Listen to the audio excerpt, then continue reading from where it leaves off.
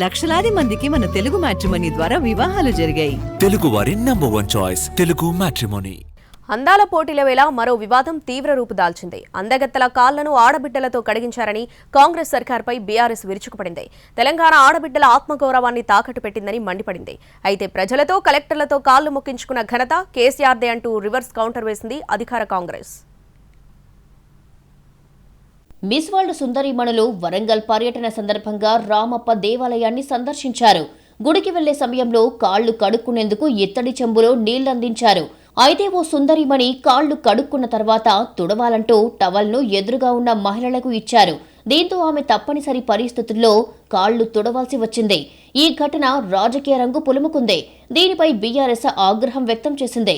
అందాల భామల కాళ్ల వద్ద రాష్ట్ర ఆడబిడ్డల ఆత్మగౌరవాన్ని కాంగ్రెస్ ప్రభుత్వం తాకట్టు పెట్టిందని బీఆర్ఎస్ తీవ్రంగా మండిపడింది.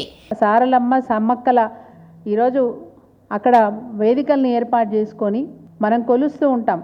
అంత గొప్ప సాంప్రదాయం ఆ గడ్డ మీద ఉంటే అదే గడ్డ మీద అక్కడ పుట్టిన ఆడపిల్లలతోని కాలు కడిగించడం నిజంగా కూడా దురదృష్టకరమని మేము చెప్తాం.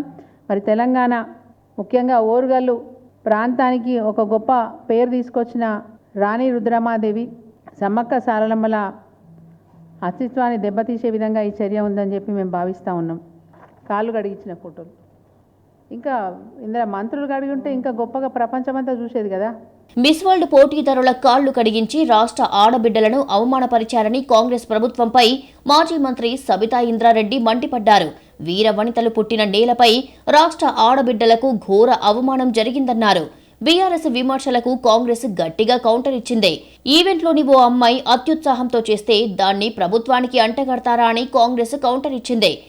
ఒక్క అమ్మాయి ఏదో ఈవెంట్ మేనేజ్మెంట్ నుంచి వచ్చిన అమ్మాయి ఆమె స్వతహాగా ఆ చెంబుతో నీళ్లు పోయడమో ఇంకోటి ఏదో చేస్తే అది ప్రభుత్వం మీద అంటగట్టడం సిగ్గనిపించట్లే మీకు?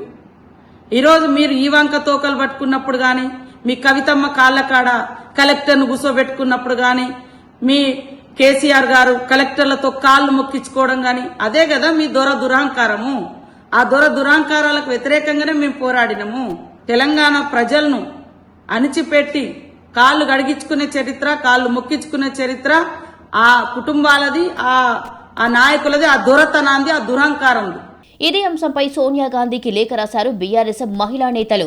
తెలంగాణ ఆడబిడ్డలతో విదేశీ మహిళల కాళ్లు కడిగించడం వంటి సంఘటనలు రాష్ట్ర మహిళల ఆత్మగౌరవాన్ని అవమానపరిచే విధంగా ఉన్నాయని లేఖలో పేర్కొన్నారు.